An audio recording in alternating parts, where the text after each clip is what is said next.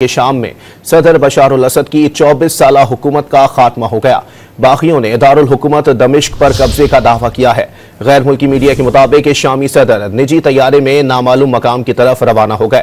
باغیوں نے دمشق ایئرپورٹ اور سرکاری ٹی وی کی عمارت پر قبضے کا بھی دعویٰ کیا ہے۔ سابق وزیر اعظم محمد غازی الجلالی تمام ریاستی اداروں کو چلائیں گے۔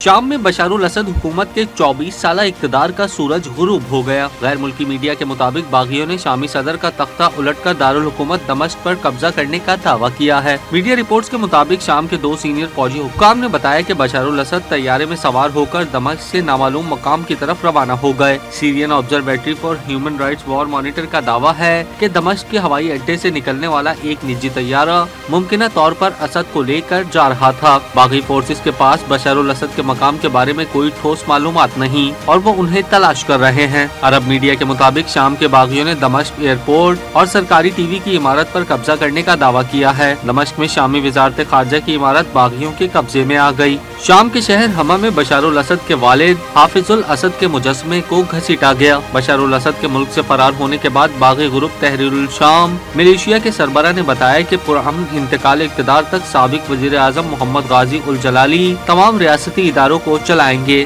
الجلالی نے اعلان کیا کہ عوام جس کو بھی چنیں گے وہ اس کے ساتھ تعاون کرنے کو تیار ہیں۔ غیر ملکی میڈیا نے دعویٰ کیا کہ باغیوں کی مزاحمت کے باعث شامی فوجی اور رضاکار بھاگ کر عراق میں داخل ہو گئے۔ اب تک 3000 سے زائد شامی فوجی اور اعلیٰ سرکاری افسران عراق میں پناہ لے چکے ہیں۔